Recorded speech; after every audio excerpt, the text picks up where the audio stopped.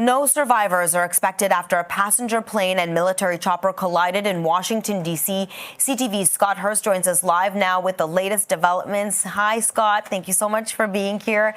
Scott, what do we know about this crash so far and how it happened? Good morning, Arda. It is, of course, just a terrible tragedy. As you mentioned, according to first responders, as we've heard from updates this morning, all passengers and crew members are feared dead at this time. So the initial massive response for a search and rescue operation has quickly turned to a recovery operation. The passenger flight carrying 60 passengers and 4 crew members collided midair with an Army helicopter. It happened near Reagan Airport in Washington, D.C. around 9 p.m. Eastern last night. The U.S. Army Black Hawk helicopter was carrying 3 people on board. The 2 aircraft crashed into the Potomac River, which of course runs through the heart of Washington, Maryland, Virginia, all bunched together with the Potomac running right through it. So far, at least 28 bodies have been pulled from the icy water. And as I mentioned, that initial massive search and rescue operation, now a recovery operation. The body of the plane was found upside down in 3 sections. According to the initial response, the wreckage of the helicopter was also found.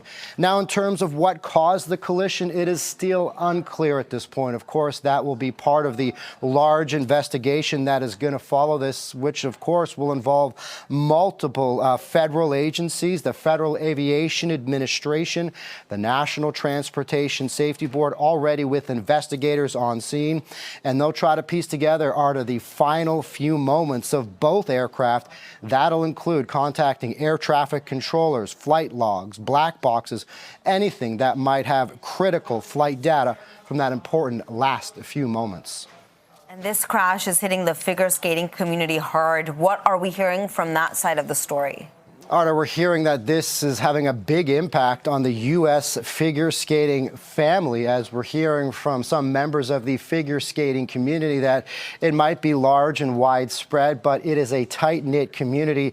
It is a significant loss for the U.S. figure skating community. We're hearing from the U.S. governing body for figure skating that a group of skaters, coaches, and family members were all on board this aircraft, returning from a development camp that had followed the U.S. figure skating championship that was held just this past weekend in Wichita, Kansas, and that is where this flight originated from. We're also hearing and getting confirmation from the Kremlin identifying 2 of those coaches on board as Yevgenia Shishkova and Vadim Naumov, both in their day decorated athletes who are now coaches.